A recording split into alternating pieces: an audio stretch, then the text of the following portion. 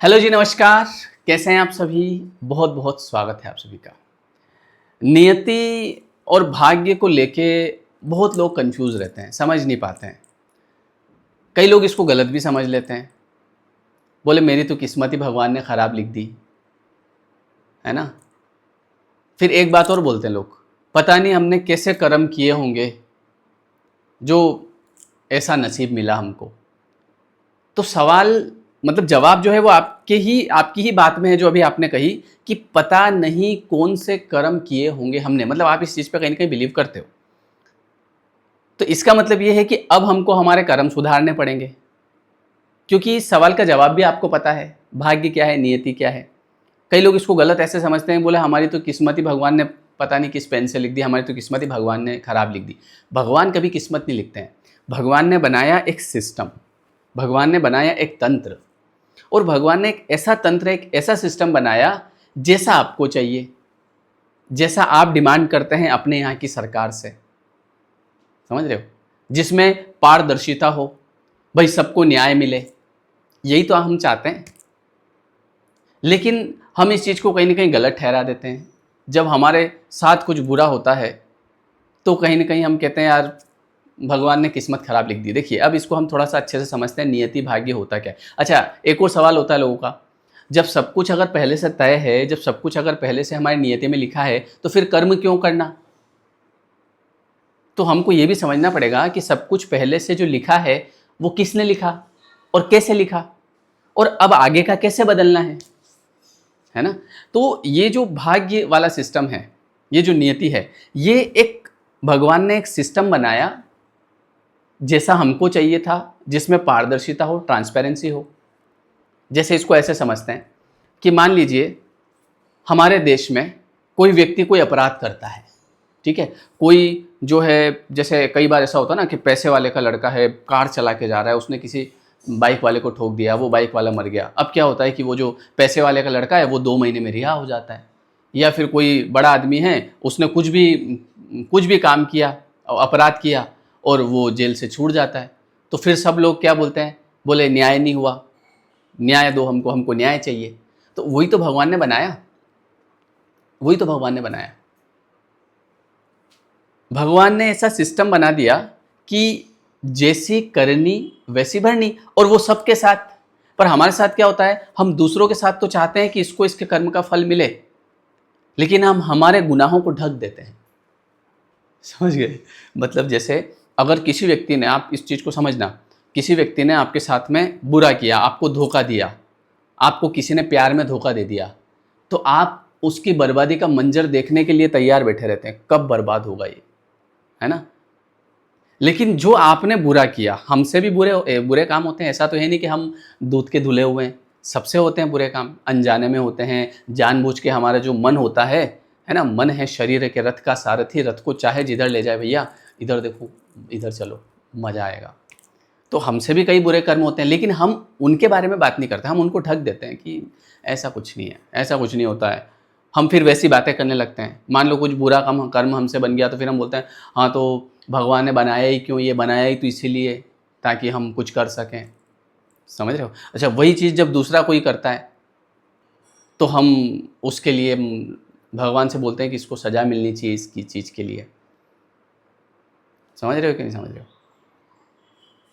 तो भगवान ने सबको एक जैसा रखा, ना अमीर ना गरीब, कुछ नहीं। जैसा कर्म जो व्यक्ति करेगा उसको इसका रिटर्न मिलेगा। तो ये एक व्यवस्था है। तो अब हमको क्या करना है, हमको इस व्यवस्था को समझना है, और समझ के अपना जो कदम है वो फूक फूक के रखना है।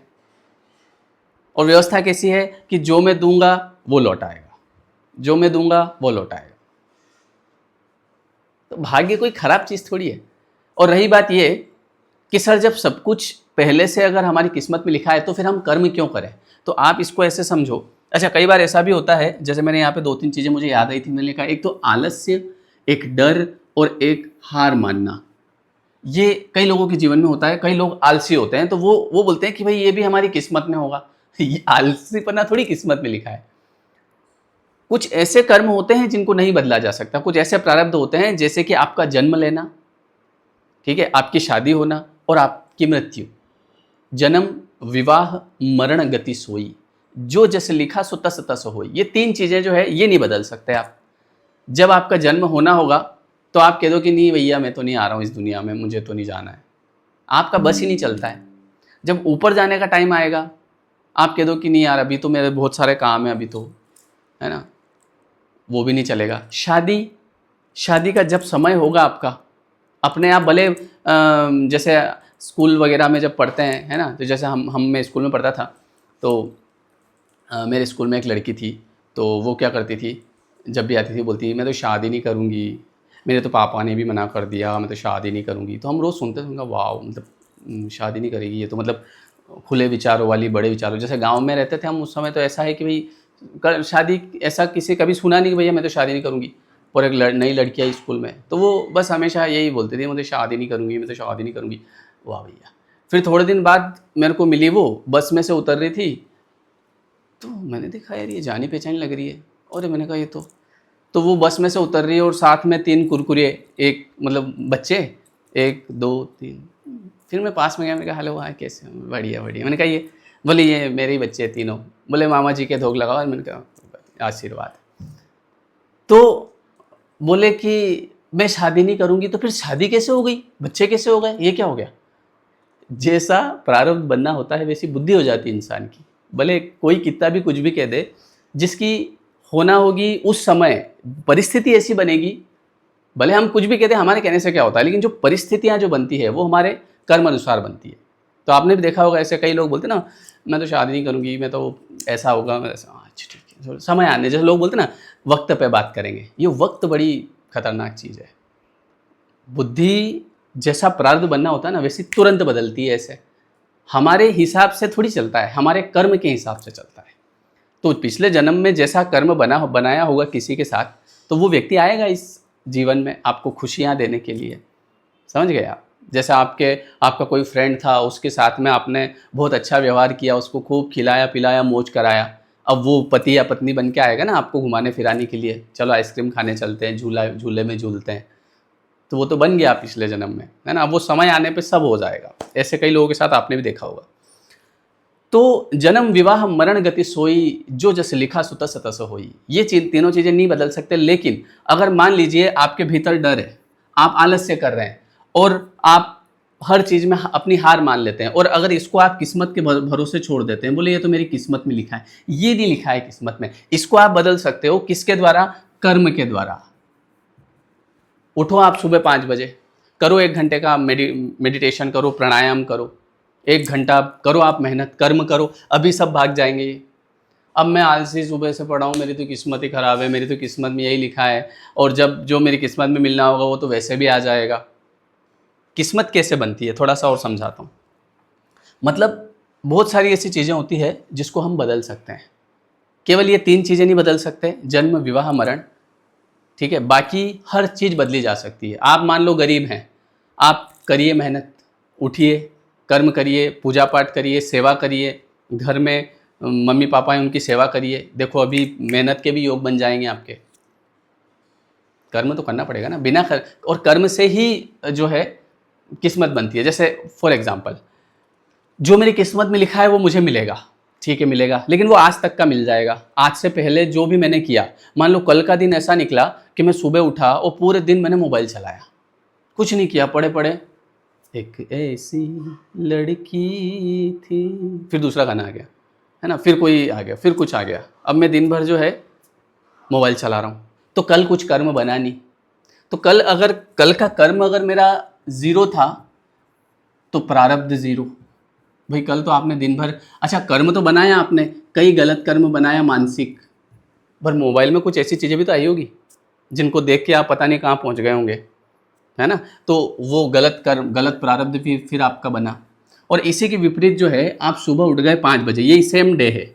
एक आदमी ने दिन भर मोबाइल चलाया, पड़ा रहा, आलसी पने, बोले मेरी तो किस्मत ही खराब है, मेरे तो कुछ नहीं लिखा, भगवान ने अच्छा नहीं लिखा, दिन भर रो रहा है ये पड़ा पड़ा। दूसरा आदमी था, उसने भगवान कृष्ण की बात मानी कि कर्म करो पार्थ, कर्म करो।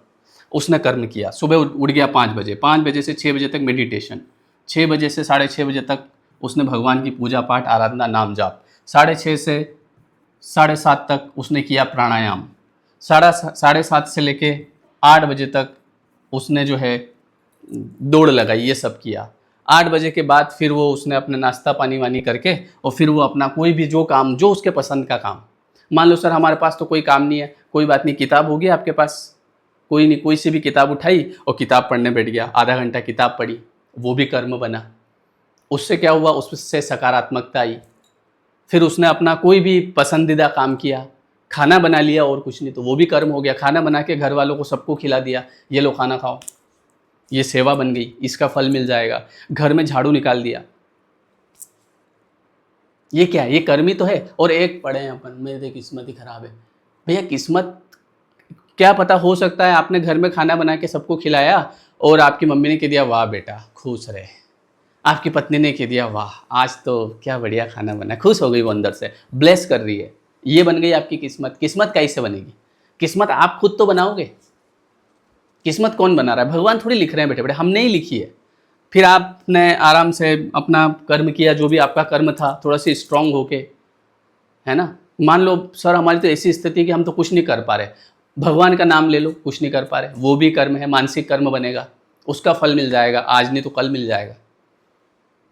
तो एक व्यक्ति ये था जो दिन भर आलसी पने में पड़ा रहा, मेरी तो किस्मत खराब है। एक था जिसने कहा कोई बात नहीं, कर्म करेंगे। अब देखो इसने जो कर्म किया तो इसका प्रारब्ध बनेगा इसका, और ऐसा ये रोज करेगा रोज करेगा रोज करेगा, एक दिन इसकी किस्मत बदल जाएगी। ये रोज पड़ा रहेगा पड़ा रहेगा पड़ा रहेगा, तो ये तो कर्म ही नहीं कर रहा है, और उल्टे उल्टे कर्म होंगे।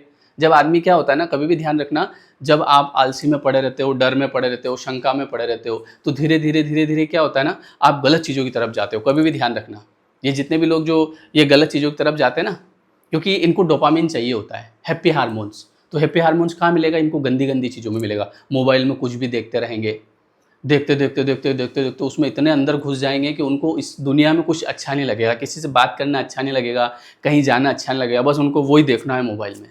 वो उसकी तलब लगेगी, उसकी लत पड़ जाएगी, कुछ भी खाने पीने लग जाएंगे उल्टा सीधा, क्योंकि अब वो जो स्ट्रेस है, उस स्ट्रेस को कहाँ निकालेंगे, और फिर गिल्ट करेंगे।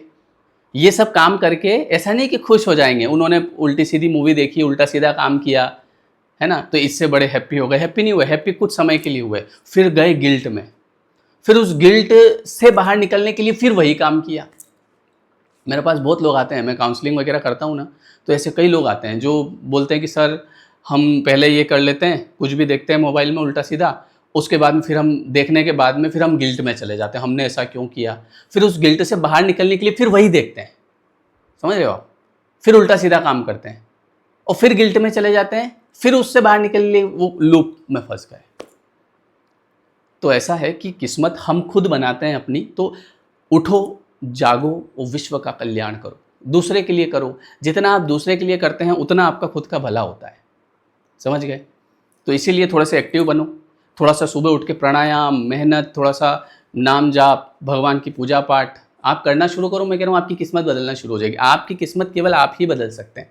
जैसा कि मैंने बताया, किस्मत जो है ये एक भगवान ने सिस्टम बनाया। आप नहीं चाहते हो क्या कि सबके साथ में जो है बराबर नियम, बराबर काम करे, कोई छोटा बड़ा नहीं हो। आप अपनी सरकार से क्या उम्मीद लगाते हो कि सबके लिए एक जैसा नियम बनाओ। आप अमीरों को छूट दे देते हो, गरीबों के साथ ऐसा करते हो, अमीरों को तो पकड़ते नहीं हो, गरीबों को पकड़ के जेल में डाल देते हो। तो आप यही एक्सपेक्ट करते हो ना, तो भगवान ने यही तो किया है। कोई भी आदमी है ना, कभी भी, जैसे मान लो किसी इंसान ने कोई बुरा कर्म किया और बुरा कर्म करने के बाद में ऐसा हुआ कि पुलिस ने उसको छोड़ दिया, है ना, पुलिस ने उसको छोड़ दिया, तो आपको क्या लगता है वो बच गया? ऊपर वाला सिस्टम उसको पकड़ लेगा। कई बार ऐसा होता है ना कि कई बार हम कहते हैं कि यार वहाँ पे वो व्यक्ति बेगुनाह था, वो बेगुनाह तो फंस गया, और जो गुनहगार था वो छूट गया। वो जो फंसा वो बेगुनाह नहीं था, उसका गुनाह कुछ और था, वो हमारी नज़र में नहीं है। कोई भी बेगुनाह कभी नहीं फंसता है, वो हम उसको अलग नज़रिए से देखते हैं। हम ये देखते हैं कि ये काम तो इसने नहीं किया, है ना, ये जो काम है ये तो इसने नहीं किया, लेकिन वो कुछ और करके आया है जिसकी वजह से यहाँ फंस गया। कोई भी व्यक्ति बेवजह थोड़ी फंसता है। एक वीडियो बनाऊंगा इसके ऊपर मैं अलग से, कि कोई भी व्यक्ति बेवजह नहीं फंसता है, कैसे वो फंसता है, किन कारणों की वजह से, समझ गए, ऐसा होता है। तो आई होप कि आपको समझ में आया होगा कि नियति भाग्य हम खुद लिखते हैं, भगवान नहीं लिख रहे हैं। हमने आज जो भुगत रहे हैं ना, आज मान लो मैं अगर कुछ भुगत रहा हूँ, कोई व्यक्ति, मैं थोड़े दिन पहले मैं परेशान था, मेरी मम्मी की गोद में मैं सर रख के सोया, तो मैंने उससे बोला कि ऐसी बात है। तो मेरी मम्मी ने कहा कि बेटा देख, मैं सुन सकती हूँ, लेकिन भोगना सबको अपना अपना ही पड़ता है। मतलब मैं तेरी बात सुन सकती हूँ कि मुझे सुना दे, मैं सुन लूँगी, लेकिन मुझे मेरा भुगतना पड़ रहा है, तुझे तेरा भुगतना है। यहाँ पे कोई किसी का नहीं होता है, हर आदमी अपने कर्म की पोटली लेके आता है ना, और अपना अपना भुगत रहा है, ये बात है। तो हर एक व्यक्ति जो होता है वो स्वयं अपने कर्मों को उसको भोगना पड़ता है। तो आज अगर मेरे जीवन में कोई परेशानी है तो इसका कोई जिम्मेदार नहीं है। मैं कह दूँ कि इसकी वजह से मान लो कोई लड़की आपके जीवन में आई या कोई लड़का आया और उसने जो है आपको पहले चिकनी चुपड़ी बातें करी, मीठी मीठी बातें करी, यू आर सो ब्यूटीफुल, आपके जैसा तो इस संसार में कोई नहीं है, मैंने तो आपके अलावा कभी किसी से बात ही नहीं करी, है ना। उसके बाद में फिर उसने आपको धोखा दे दिया और आप परेशान हो गए, डिप्रेशन में चले गए। फिर आप कह दो कि इसकी वजह से हुआ, उसकी वजह से नहीं हुआ, कुछ पुराना कर्म था जिसकी वजह से वो जीवन में आया। थोड़े दिन पहले तो आप उसे जानते नहीं थे और थोड़े दिन में ऐसा क्या हो गया कि उसके बिना जी नहीं पा रहे। ये सब कर्मों की वजह से होता है, समझ गए। इसीलिए अच्छे कर्म करो, किसी को सताओ मत, किसी को दुख मत दो, क्योंकि जो आप देंगे वो लौट आएगा, जो आप देंगे वो लौट आएगा। इसको याद रखो, ये सूत्र अपने दिमाग में रखो, जो हम देते हैं वो लौट के वापस आ जाता है।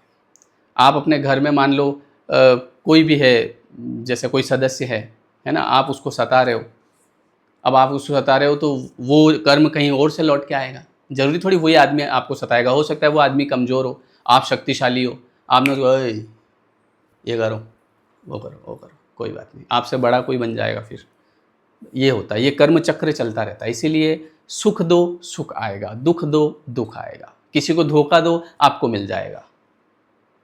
आजकल लोग यही तो कर रहे हैं, 10 से बातें कर रहे हैं, तो 10 से बातें कर रहे हैं तो 9 को धोखा ही मिलेगा ना। तो वो धोखे जब आगे वापस आते हैं तो फिर लोग भगवान को दोष दे देते हैं, बोले भगवान ने हमारे साथ ऐसा कर दिया। भगवान नहीं करते, हम खुद करते हैं। संयम रखना पड़ता है, जीवन के कुछ नियम है, नियमों का पालन करना पड़ता है, समझ गए। ये बात है। चलिए, बहुत बहुत धन्यवाद है। वीडियो कैसा लगा कमेंट करके बताएं। और अगर कोई लोग ऐसे हैं जिनको ओवर थिंकिंग महसूस होती है, ओवर थिंकिंग ज़्यादा करते हैं, नेगेटिव थॉट, डिप्रेशन, ओसीडी, ऐसा भी कोई भी प्रॉब्लम है, तो अभी मैंने एक सुबह में बैच चालू किया है, 1 तारीख से कर रहा हूँ, मतलब 1 तारीख से 1 जून, ठीक है। समय रहेगा सुबह 5:30 से 6:30।